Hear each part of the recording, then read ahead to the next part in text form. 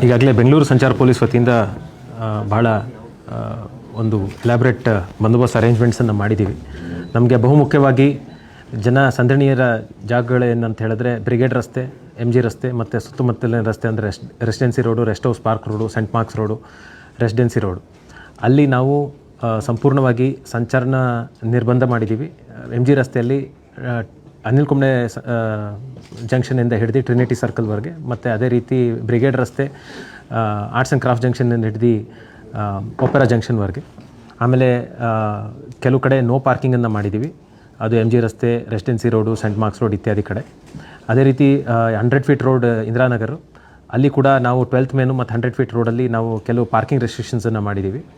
Mahadevapura Phoenix city mall ಏನಿದೆ ಅಲ್ಲಿ ನಾವು ಪಾರ್ಕಿಂಗ್ ರೆಸ್ಟ್ರಿಕ್ಷನ್ಸ್ ಮಾಡಿದ್ದೀವಿ. ಕೋರಮಂಗಲದಲ್ಲಿ ನಮ್ಮ ಯುಕೋ ಬ್ಯಾಂಕ್ ಜಂಕ್ಷನ್ ಏನು ನೆಕ್ಸಸ್ ಮಾಲ್ ಇದೆ ಅಲ್ಲಿಂದ ಹಿಡಿದು ಕೋರಮಂಗಲ ಮೇನ್ ರೋಡಲ್ಲಿ ಸಂಚಾರ ನಿರ್ಬಂಧ ಇರುತ್ತೆ. ಅದೇ ರೀತಿ ನ್ಯಾಷನಲ್ ಗೇಮ್ಸ್ ವಿಲೇಜಿಂದ ವೈಡಿ ಮಠ ರಸ್ತೆ ಅಲ್ಲಿ ಕೂಡ ಸಂಚಾರ ನಿರ್ಬಂಧ ಇರುತ್ತೆ. ಮತ್ತು ಕೋರಮಂಗಲ ಸುತ್ತಮುತ್ತ ಪ್ರದೇಶಗಳಲ್ಲಿ ಸಂಚಾರ ಪಾರ್ಕಿಂಗ್ ನಿಲ್ದಾಣ ನಿರ್ಬಂಧ ಇರುತ್ತೆ. ಆಮೇಲೆ ಮಾಲ್ ಆಫ್ ಏಷ್ಯಾ ಮತ್ತು ಒರಯನ್ ಮಾಲ್ ಇತ್ಯಾದಿ ಕಡೆ ಕೂಡ ಹಲವಾರು ಡೈವರ್ಷನ್ಸನ್ನು ಮಾಡಿದ್ದೀವಿ. ಯಾಕಂತ ಹೇಳಿದ್ರೆ ನಾವು ಏನು 24ನೇ ತಾರೀಕು 25ನೇ ತಾರೀಕು ನಾವು ನೋಡಿದ್ವಿ, ಜನದಟ್ಟಣೆ ಮತ್ತು ವಾಹನ ದಟ್ಟಣೆ ಭಾಳ ಹೆಚ್ಚಾಗಿರುತ್ತೆ, ಮತ್ತು ಅಲ್ಲಿ ಪಾರ್ಕಿಂಗ್ ಅವಕಾಶವೂ ಇಲ್ಲ. ಸೊ ಹಾಗಾಗಿ ಈ ನಿರ್ಬಂಧಗಳನ್ನು ಮಾಡಿದ್ದೀವಿ. ವಿಶೇಷವಾಗಿ ಎಲ್ಲ ಫ್ಲೈಓವರ್ಗಳು ಕೂಡ ಬಂದಾಗಿರುತ್ತೆ, ಯಾವುದೇ ಕೂಡ ಟ್ರಾಫಿಕ್ ಮೂವ್ಮೆಂಟ್ ಆಗೋದಿಲ್ಲ. ನಮ್ಮ ಅಂತಾರಾಷ್ಟ್ರೀಯ ವಿಮಾನ ನಿಲ್ದಾಣಕ್ಕೆ ಹೋಗೋಂಥ ಎಲಿವೇಟೆಡ್ ಎಕ್ಸ್ಪ್ರೆಸ್ ವೇ ಹೊರತುಪಡಿಸಿ ಅದರಲ್ಲೂ ಕೂಡ 2 ವೀಲರು ನಾವು ನಿರ್ಬಂಧ ಮಾಡಿರ್ತೀವಿ ರಾತ್ರಿ 10 ಗಂಟೆಯಿಂದ ಬೆಳಗ್ಗೆ 6 ಗಂಟೆ ತನಕ. ಅದಲ್ಲದೆ ನಾವು ಈಗಾಗಲೇ ವೀಲಿಂಗ್ ಮೇಲೆ ಕಟ್ಟುನಿಟ್ಟಾದ ಕಾರ್ಯಾಚರಣೆಯನ್ನು ಮಾಡಿದ್ದೀವಿ. ಈ ವರ್ಷದಲ್ಲಿ ಸುಮಾರು 400ಕ್ಕಿಂತ ಹೆಚ್ಚು ಪ್ರಕರಣಗಳನ್ನು ದಾಖಲಿಸಿದ್ದೇವೆ. ಅದರಲ್ಲಿ ಸುಮಾರು 90 ಜನ ಮೈನರ್ಗಳೇ ಇದ್ದಾರೆ. ಅದನ್ನು ಕೂಡ ಈಗ ಒಂದು ಡ್ರೈವನ್ನು ತೊಗೊಂಡಿದ್ದೀವಿ ಕಳೆದ ವಾರದಿಂದ. DD ಕೇಸು ಕೂಡ ನಾವು ಹಾಕ್ತಾಯಿದ್ದೀವಿ. ಕಳೆದ 4 ತಿಂಗಳಿಂದ 12,000 ಕೇಸ್ ಆಗಿದೆ. ಇಡೀ ವರ್ಷ 22,000 ಕೇಸ್ಗಳನ್ನು ನಾವು ದಾಖಲೆ ಮಾಡಿದ್ದೀವಿ.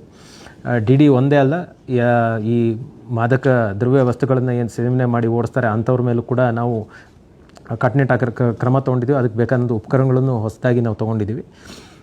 ಇದಲ್ಲದೆ ಅವತ್ತಿನ ರಾತ್ರಿ ಸುಮಾರು ಪ್ರತಿಯೊಂದು ಠಾಣಾ ಮಟ್ಟದಲ್ಲೂ ಕೂಡ 2 ರಿಂದ 3 ನಾಕಾ ಪಾಯಿಂಟ್ಗಳಿರ್ತವೆ. ಬೆಂಗಳೂರಲ್ಲಿ 100ಕ್ಕಿಂತ ಅಧಿಕ ನಾಕಾ ಪಾಯಿಂಟ್ಗಳನ್ನು ಹಾಕ್ತಾಯಿದ್ದೀವಿ. ಪ್ರತಿಯೊಂದು ವಾಹನಗಳನ್ನು ತಪಾಸಣೆ ಮಾಡೋದಕ್ಕೆ ನಾವು ಕ್ರಮ ತೊಗೊಳ್ತಾ ಇದ್ದೀವಿ. ಸೊ ಯಾರು ಕೂಡ ಈ ರೀತಿ ಮದ್ಯಪಾನ ಮಾಡಿ ಓಡಾಡಬಾರ್ದಂತ ನಮ್ಮ ಒಂದು ವಿನಮ್ರ ಮನವಿ. ಕೊನೆಯದಾಗಿ ಆಗಲೇ ನಾವು ಕ್ಯಾಬು, ಆಟೋ ಮತ್ತು ಇತ್ಯಾದಿಯವ್ರ ಜೊತೆ ಒಂದು ಮೀಟಿಂಗನ್ನು ಮಾಡಿ ಒಂದು ಸರ್ಜ್ ಪ್ರೈಸಿಂಗ್ ಬಗ್ಗೆ ಮತ್ತು ಎರಡನೇದಾಗಿ pickup and drop off point ಬಗ್ಗೆ ಅವರಿಗೆ ನಾವು ತಿಳುವಳಿಕೆಯನ್ನು ನೀಡಿದ್ದೀವಿ.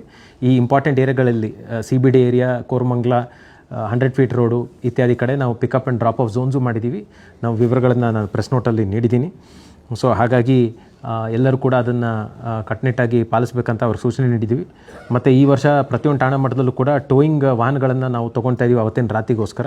ಯಾರು ನೋ ಪಾರ್ಕಿಂಗ್ ಝೋನ್ಗಳು ಇರ್ತವೆ ಮತ್ತು ವೆಹಿಕಲ್ ಟ್ರಾಫಿಕ್ ಮೂವ್ಮೆಂಟ್ಗೆ ಅಬ್ಸ್ಟ್ರಕ್ಷನ್ ಮಾಡುತ್ತೆ ಅಂಥ ವಾಹನಗಳನ್ನು ನಾವು ಟೋಯಿಂಗ್ ಮಾಡ್ತೀವಿ ಅಂತ ಹೇಳೋದಕ್ಕೆ ಇಷ್ಟಪಡ್ತೇನೆ.